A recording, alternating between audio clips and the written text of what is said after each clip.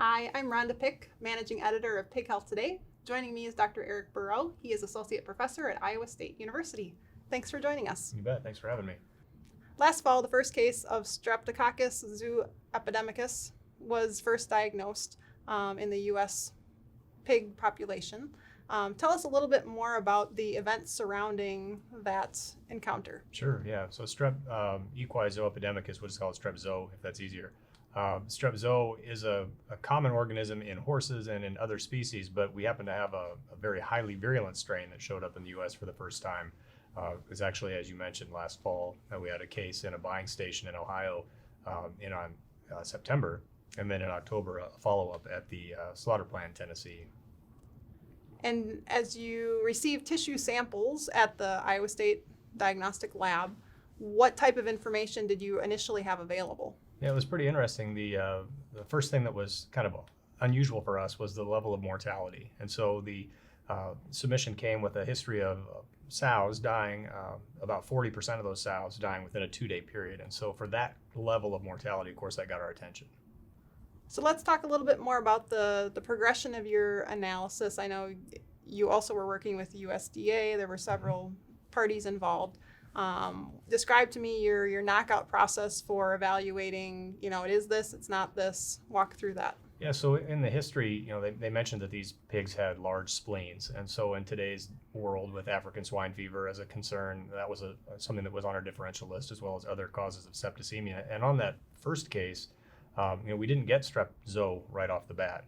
It's a beta hemolytic strep, and the pathogenic streps in pigs are usually alpha hemolytic.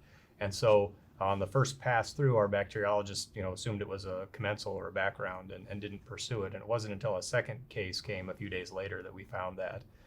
Once we identified it as strep zoo, as you mentioned, we did do some collaborative work, and we've taken that isolate and we've put it back into both adult pigs and also some growing pigs, and we've seen very high mortality and deaths within, again, 48 hours. So it's a very unique, highly pathogenic organism.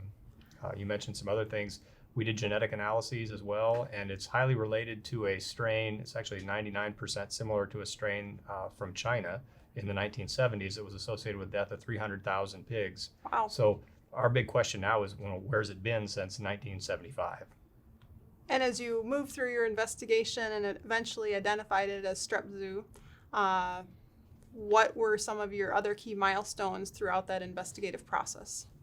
Yeah, so first off, ruling out the other things, right? I mean, that was the primary.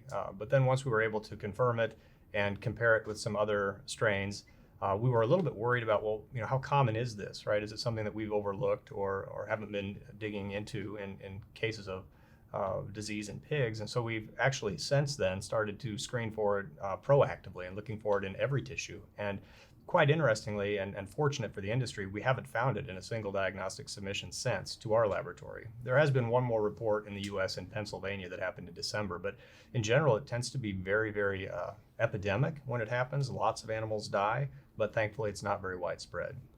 And what was the timeline from when you initially received tissue samples until you identified what it was? It would have been the second submission that came 2 days later. So we had an identification within 3 days. Where did it come from? Where did you find as far as your investigation for the source? Yeah, so there actually, as we dug into this a little bit deeper, found that there was an outbreak in Canada that happened earlier, actually in June or July. I'm not sure on exactly which month, but happened in June or July. They started to see high mortality events. And as we've thought about the epidemiologic investigation, animals from that province in Canada would have made their way to Ohio, and then from the Ohio buying station to the slaughter plant in Tennessee. So I think we've got the epidemiology of that.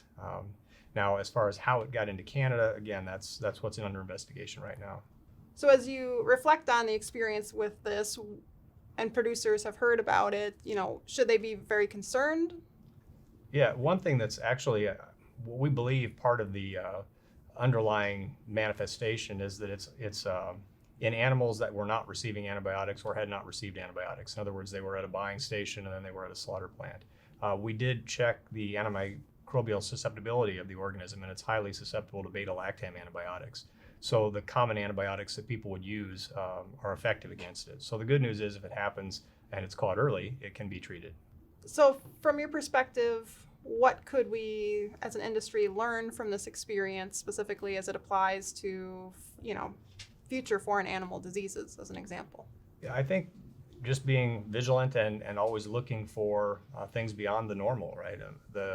In a case like this, it would be easy for these pigs to also be PRRS positive or to also have some other co-infection. And so just to really look at the nuances and to really make sure that we understand what was different in this case. And as you mentioned at the beginning, it was the high mortality that really shocked us. You shouldn't have that many animals be sick and die within that time frame. So just paying attention to those and communicating well with the diagnostic lab so that people know exactly what you're seeing on farm. Well, we appreciate your insights into this investigation. I know it was a lot of work in a short period of time, and the story is even still ongoing. Absolutely. Again, thanks for having me.